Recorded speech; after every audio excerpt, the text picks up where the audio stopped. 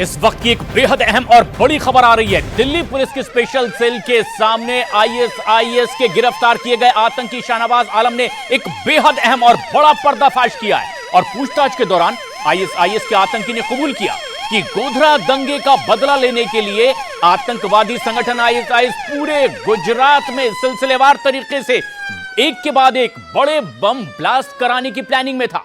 News 18 India की exclusive report के मुताबिक गुजरात का गांधीनगर, अहमदाबाद, वडोदरा और सूरत आतंकियों के निशाने पर था। और यह बात खुद आईएसआईएस के गिरफ्तार किए गए आतंकी ने कबूल की है। यह तस्वीर आप देख रहे हैं आतंकी शाहनवाज आलम की, जिसने पूछताछ में बड़ा पर्दाफाश किया है और यह कबूल किया है कि गोधरा दंगे के बदला लेने के लिए बड़ी आतंकी साजिश रची गई।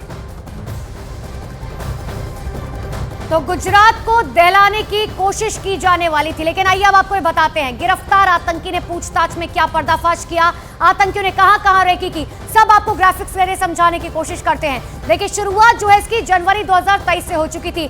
2 दिन के लिए ये आतंकवादी जो है वो अहमदाबाद पहुंचते हैं।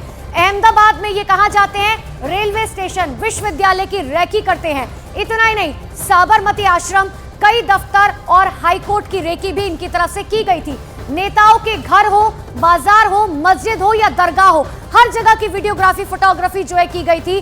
किराए की मोटरसाइकिल से इन दोनों आतंकवादियों ने पूरे शहर की रेकी की और फिर अहमदाबाद से ये लोग गए गांधीनगर, उसी बाइक से जो बताया जा रहा है। इतना ही नहीं, आरएसएस, वीएचपी, बीजेपी दफ्तर की रेकी जो है वो भी इन्होंने की।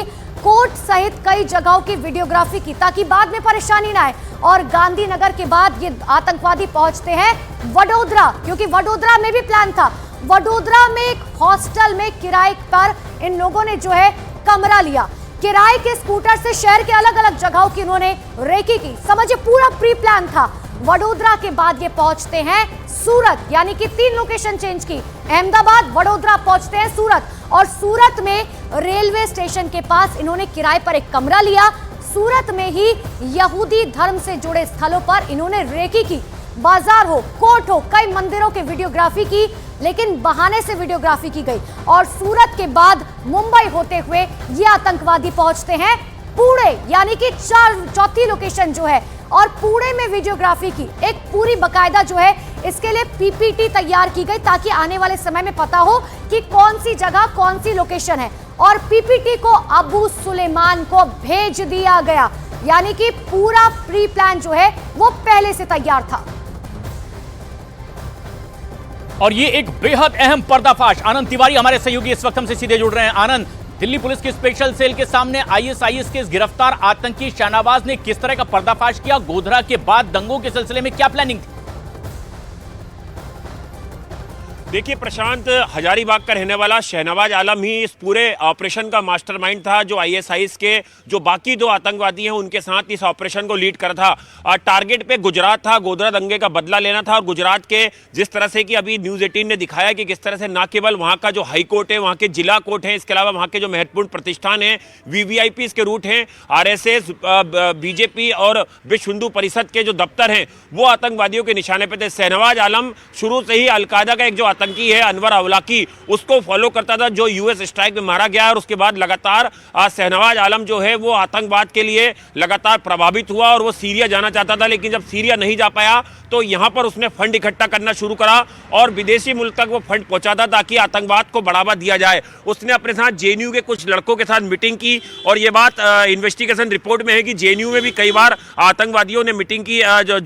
माफ करिए, जो एएमयू है, अलीगढ़ मुस्लिम यूनिवर्सिटी, वहां पर आतंकवादियों की जो है कोर ग्रुप की एक मीटिंग हुई। इसके अलावा इन्होंने कई और संगठन बनाए जिसके जरिए ये है एएमयू पहुंचते हैं। और जो पूरा इसका मास्टरमाइंड का जो पूरा करता धरता था शाहनवाज आलम, ये पूरी तरह से ऑपरेशन को लीड करता और बाकायदा पुणे पहुंच के इन्होंने जो पीपीटी फाइल थी वो इनके जो एक हैंडलर था जो सीरिया में बनाया जाता है, नया भारत है, यहाँ पर इन आतंकवादियों के काले मंसूबे अब काम नहीं होंगे।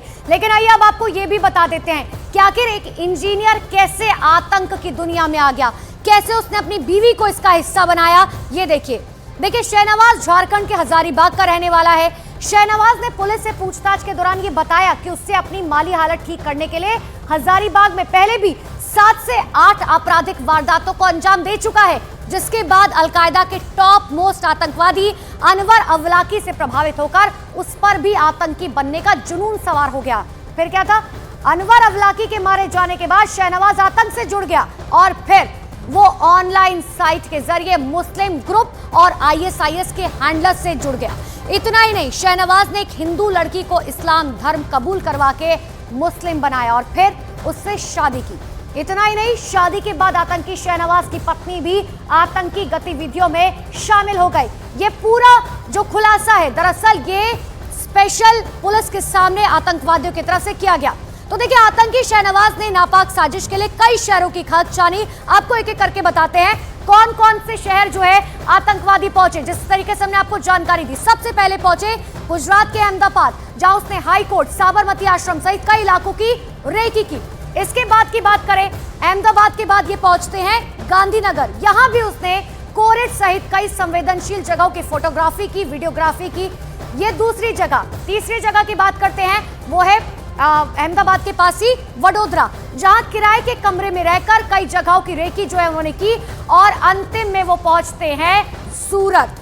देखिए, जहां पर किराए की गाड़ी से पूरा शहर घुमा, कई जगहों की वीडियोग्राफी की, फोटोग्राफी की।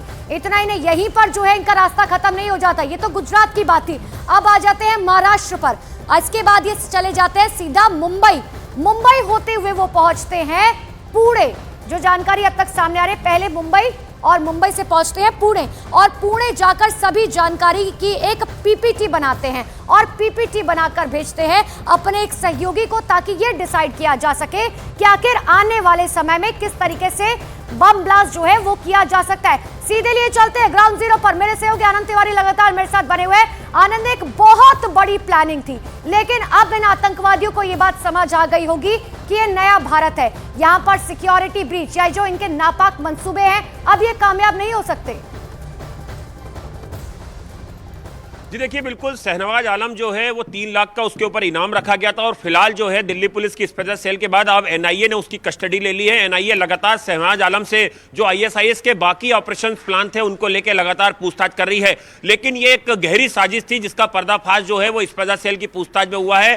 स्पेशल सेल ने वक्त रहते इन तीनों आतंकवादियों को गिरफ्तार किया, जिनके मोबाइल फोन से बम बनाने के काफी साजो सामान और जो तरीके हैं वो बरामद किए गए हैं। वो तस्वीरें भी न्यूज 18 इंडिया दिखा रहा है कि किस तरह से बम बनाने की जो इन्होंने ट्रेनिंग है वो ना केवल दिल्ली में, इसके अलावा हल्द्वानी में, उत्तराखंड में, इसके अलावा राजस्थान में, इन तमाम जगहों पर जाके जो है बम बनाने की ट्रेनिंग आतंकवादियों ने ली और बम बनाने के वीडियो जो हैं वो अपने हैंडलर्स को भेजे आगे। और किस तरह से ये लोग ट्रेंड हो रहे थे, सेल्फ मोटिवेटेड हो रहे थे और किस तरह से आईएसआईएस के लिए कुछ बड़ा करना चाह रहे थे, जिसकी वजह से इन्होंने गुजरात को टारगेट किया। इसके अलावा मुंबई का नरीमन पॉइंट और जो यहूदियों का सबसे बड़ा धर्मस्थल है वो भी आतंकवादियों के निशाने पर था। वहां पर भी बाकायदा चाबाड हाउस जो है उसकी रेकी की गई, जो 26/11 में भी काफी ज्यादा प्रभावित हुआ था आतंकी वारदात से। उस चाबाड हाउस पे भी जो है आतंकवादी जो है टारगेट करना चाह रहे थे। तो एक तरीके से हिंदुस्तान के जो 2 बड़े राज्य हैं, महाराष्ट्र और गुजरात, ये आतंकवादियों के निशाने पे थे और गुजरात में सिलसिलेवार तरीके से सीरियल बम ब्लास्ट करने का जो पूरा प्लान था जो है उसको कहीं ना कहीं जो है स्पेशल सेल और सेंट्रल एजेंसियों ने ध्वस्त किया है,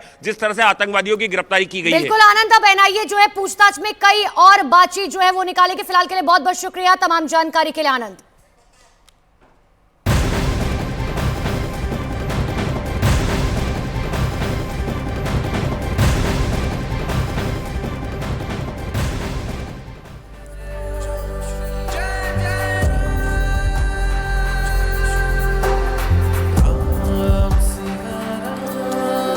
और अब बात कर लेते हैं